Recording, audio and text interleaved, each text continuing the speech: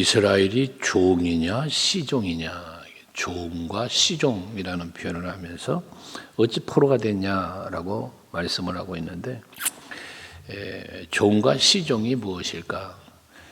종은 버림받을 수도 있는 자요, 시종은 끝까지 함께 가야 할 종이라고도 표현할 수도 있겠지만, 이 표현은 결국 무엇을 비교하느냐면, 이스라엘은 하나님 앞에 버림받을 수 없는 언약의 백성이었다는 거예요. 그런데 저들이 포로가 된단 말이죠. 어찌 너희가 이렇게 될 수 있느냐라는 말씀을 하고 있는 것이거든요. 결국 포로가 되었다는 것은 또한 뭐가 됩니까? 자유를 잃어버렸다는 거예요. 하나님의 택함 자된 백성이 되고 하나님의 은혜로 안에 살면 자유한 자가 되어야 하는데, 이들은 자유한 자가 아니라 포로가 되었다는 거거든요. 특별히 애굽에서 종노릇 할 때에 저들을 하나님께서 이끌어내서 자유를 주신 하나님이시단 말이죠. 그런데 도리어 저들이 그 은혜를 버리고 다시 자유를 뺏긴 자들이 되고 말았다는 거예요. 15절에 어린 사자들이 그를 향하여 부르짖으며 소리를 질러 그의 땅에 황폐하게 했고 그의 성읍들을 불타서 주민이 없게 되었다. 젖과 꿀이 흐르는 가나안 땅에서 마음껏 평안을 누리고 하나님이 베풀어 주신 복을 누리며 살아야 할 저들에게 그 땅은 황폐되고 성읍들은 황폐하고 무너지고 점령당하게 되는 모습을 표현하는 거거든요. 자, 우리가 신앙생활하면서 예수 그리스도 안에서 자유를 얻은 성도들이 되지 않았습니까? 하나님의 자녀가 되는 권세를 얻었고 그걸 권세를 누리며 살아야 할 참된 주 안에서의 자유를 얻은 우리가 다시 한번 사단의 권세에 의해서 우리의 심령이 지배받고 우리의 삶의 지배를 받는다면, 이것이 곧 우리가 하나님의 은혜 안에서 성령 안에서 자유를 누려야 할 우리가 마귀의 권세 안에서 종노릇하는 것과 같은 의미로 해석할 수도 있다는 것입니다. 지난 주일 오후 예배도 말씀을 드렸습니다만, 우리는 성령이 충만함으로 성령에 이끌림 받는 삶을 살 때 평안이 있고 행복이 있는 것이지만, 악의 영의 지배를 받게 되면 그 자유와 평안을 다 빼앗겨 버리고 늘 삶이 복되지 못한 거예요. 자유롭지 못한 거예요. 평안하지 못한 걸 삶을 산다 그랬지 않았습니까? 지금 이스라엘 백성들은 물론 아수르로 바로 바벨론으로 포로가 된 걸 의미하지만, 오늘날 우리가 무슨 어디로 포로가 됩니까? 옛날 물론 일제시대 때 식민지 생활을 했습니다만은, 역사적 기록이나 삶은 그렇지만 우리의 신앙생활로 잡아본다면 하나님의 은혜 안에 살아야 할 우리가 사단의 종노릇하고 사는 모습을 그리고 있다 그 말이에요. 여러분, 오늘 하루 사시면서 사단의 종노릇하며 살지 말고 하나님의 은혜 안에 사는 여러분들 되시기를 바랍니다. 그래서 결국 그 뒤에 표현들은 16절 놉과 다바네스의 자손도 내 종소리를 상하겠다. 이건 이제 결국 애굽의 쪽의 지명의 이름들인데, 저들도 그들을 상하겠다는 거거든요. 그런데 17절에 네 하나님 여호와가 너를 길로 인도할 때 네가 그를 떠남으로 이를 자취함이 아니냐 해서, 이들이 이렇게 고통을 당하고 주변 나라들로부터 압박을 받고 그 핍박 속에서 고난을 당하고 살게 된 이유가 뭐란 얘기예요? 하나님을 떠났기 때문이라는 거예요. 하나님과 동행을 하면, 하나님을 떠나면 이렇게 고통당하고 압제당하고 황폐해지고 그러지만, 하나님과 동행을 하면 어떻게 됩니까? 요셉 같은 경우에 하나님과 동행을 했더니 이방 나라의 노예로 팔려갔는데 도리어 그 안에서 자유와 평안과 권세를 누리는 자가 되더라는 것이죠. 다윗 같은 경우는 업수의 여김을 받고 참 그런 천대받는 자의 자리에서 하나님과 동행하는 삶을 살으니 왕 중의 왕이라는 표현을 듣는 이런 왕이 되지 않았습니까? 마찬가지인 것입니다. 오늘을 살고 있는 우리들도 하나님을 떠나면 재앙이에요. 하나님을 떠나면 힘을 잃어요. 누림을 뺏겨요. 평안을 뺏기는 거예요. 그런데 하나님을 가까이 하고 늘 하나님과 동행을 하면 거기에는 늘 평안, 기쁨, 형통, 번성, 모든 것이 거기서 누려지는 것이거든요. 제가 여러분에게 늘상 드리는 말 아닙니까? 언제나 하나님이 내 곁에 계신다는 임마누엘의 그 신앙을 우리는 가져야 한다고. 그 임마누엘의 신앙 하나가 우리의 삶을 바꿔놓는 거예요. 여기서 삶을 바꾼다는 것은 제일 스타트가 뭐라 그랬어요? 마음의 평안을 주는 거예요. 내 생각이 바뀌는 거예요. 내 마음이 바뀌는 거예요. 그러면서 삶의 환경이 바뀌어가는 거예요. 여러분들에게 오늘도 하나님과 가까이 하는 하루가 될 수 있기를 바라요.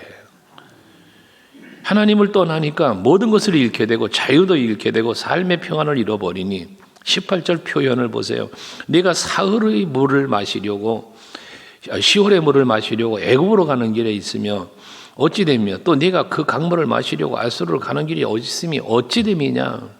지금 목말라서 고난 중에 있어서 목마른 물을 해결하기 위해서 물 찾아가는, 지금 젖과 꿀이 흐르는 가나안 땅에 물 걱정할 일이 없단 말이에요. 하나님이 주신 은혜를 누리며 살아야 할 저들이 물을 찾아 돌아다니고 있다는 거예요. 성경에서 물은 뭐라고 그랬어요? 하나님의 은혜라고 그랬어요. 복이라고 그랬어요. 물, 이슬, 이런 비, 이건 전부 하나님의 은혜와 복을 상징한다 그랬는데 이들에게 그게 끊어졌다는 얘기예요.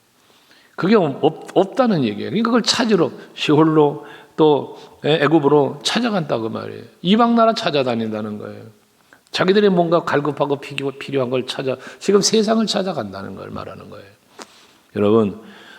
여러분에게 필요한 게 있습니까? 목이 마르십니까? 누구든지 목마르거든 내게로 와서 마셔라. 우리는 예수께 나와야 합니다. 갈급하면 여호와를 찾아야 돼요. 시편 42편에 사슴이 시냇물을 찾기에 갈급함처럼 내가 여호와를 찾기에 갈급합니다.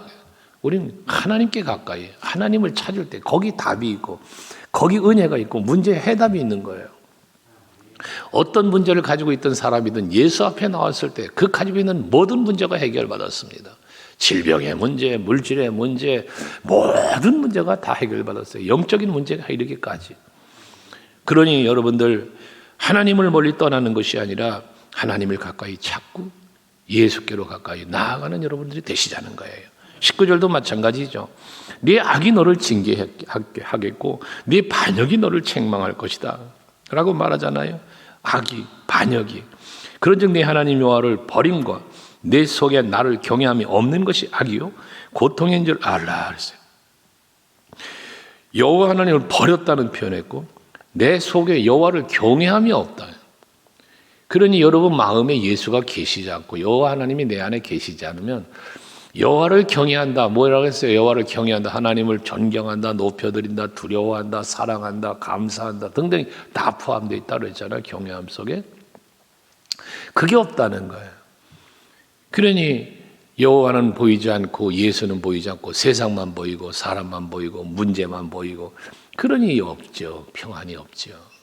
갈급하죠. 여러분 스티커 드린 거 얼마나 보고 사세요?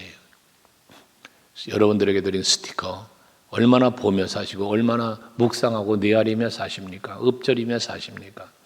예수님 덕분에 행복합니다. 여러분 눈에 띄는 곳에 붙여놓으라고 그랬죠. 가정에도 식탁 위에 화장실에도 여러분 침대 머리맡에도 갖다가 막 붙여놓으세요. 그리고 계속 외치세요. 읊조리세요. 나는 예수님 덕분에 행복한 사람. 나는 예수님 덕분에 행복한 사람. 세상 일에 사람 일에 모든 환경에 힘들고 어렵다고 해도 그거 보면 그래. 나는 예수님 덕분에 행복한 사람이지. 그러면서 자꾸 마음을 되아리는 거예요. 거기서 익숙해짐이라는 게 나오는 거잖아요. 다윗의 이 골리앗과의 싸움에서 익숙함에 대한 말씀을 드렸지 않았어요? 그런 여러분들이 될 수 있길 바라요. 하나님을 버리거나 하나님을 떠나지 말고 여호와를 경외하는 성도가 되자는 거예요. 20절에도 이방 신들을 따라가는데 어떻게 따라가냐? 내가 예쪽부터 내 멍에를 꺾고 내 별박을 끊으며 말하기를 나는 순종하지 아니라 하고 모든 높은 산 위에서와 모든 푸른 나무 아래서 너는 몸을 굽혀 행음하도다.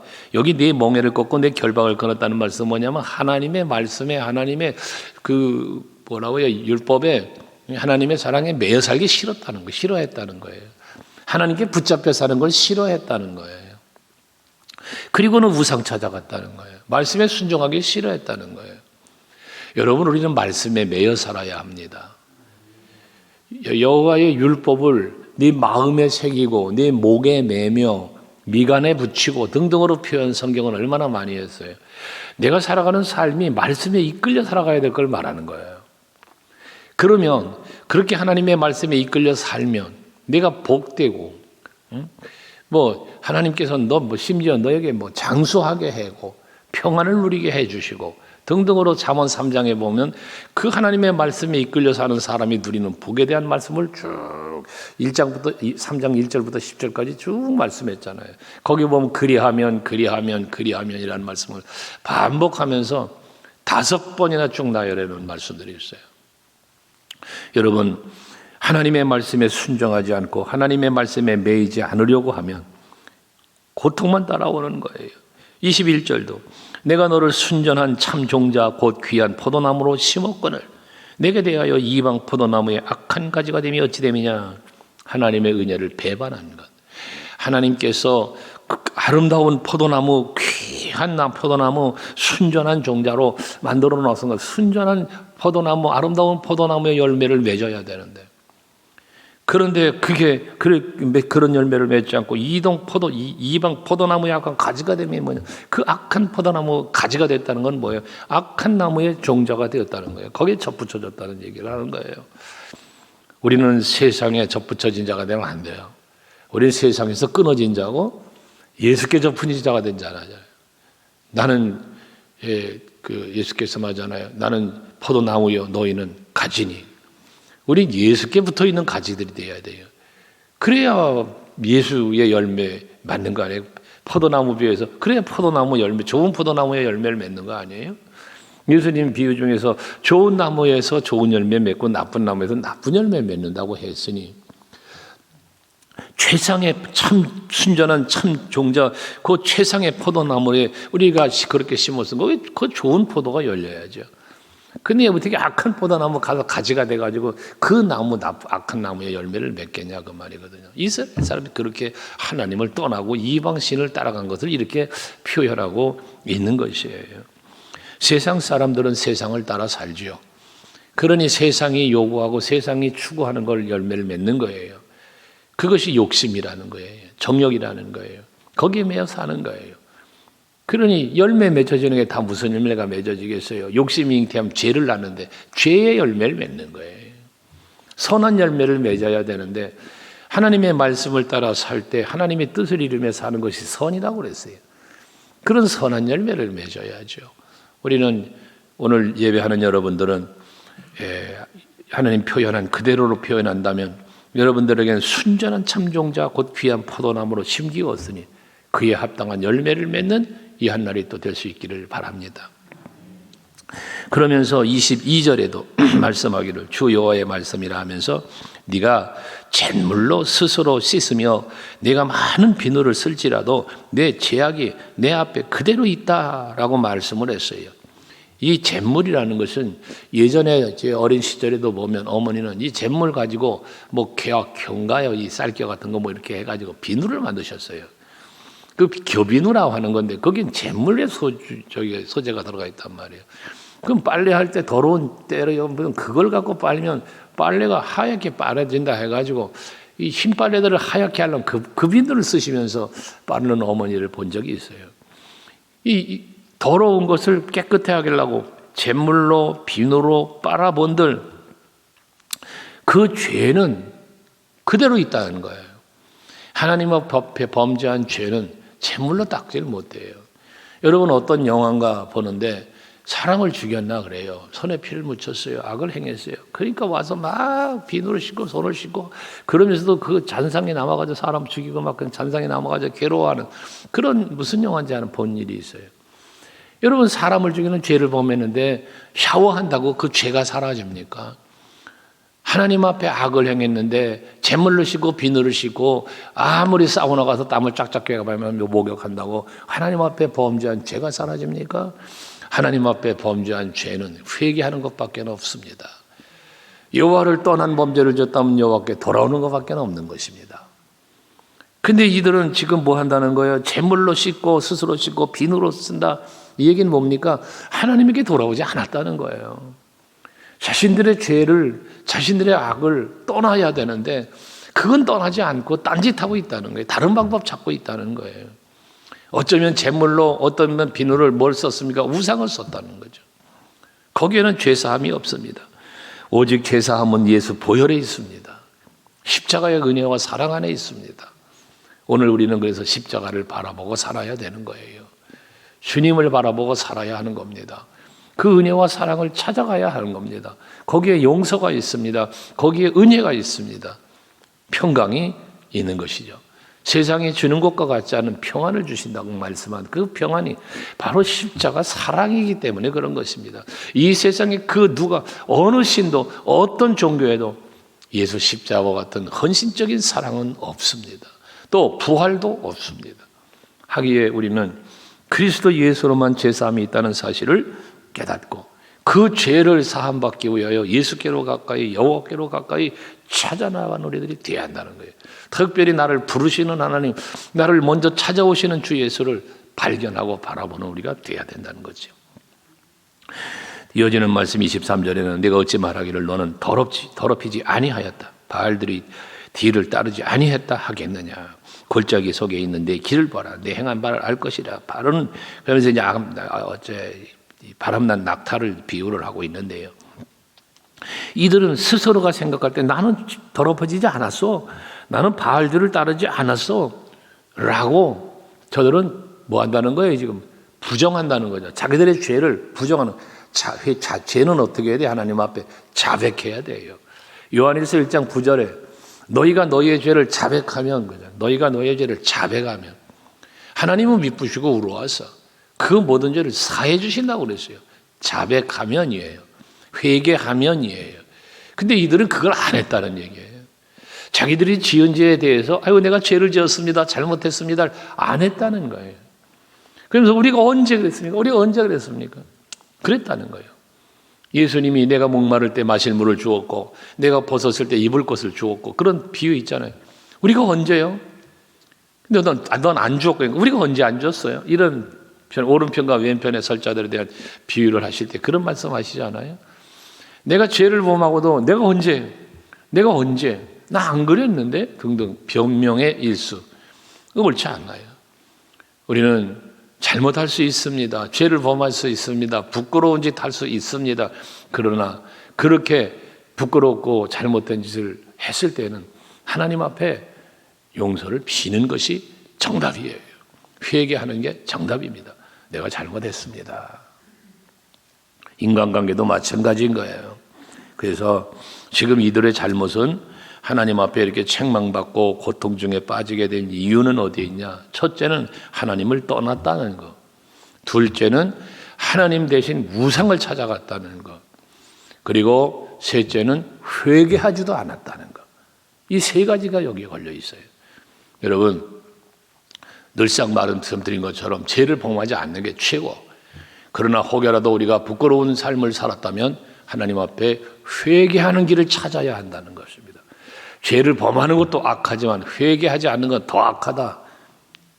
여러분 이 사실을 알고 항상 우리는 자신을 살펴 하나님 앞에 늘 부끄러운 모습, 연약했던 모습은 회개하고 주여 내 손 잡아주시고 주께로 가까이 나아가오니 나를 도와주옵소서.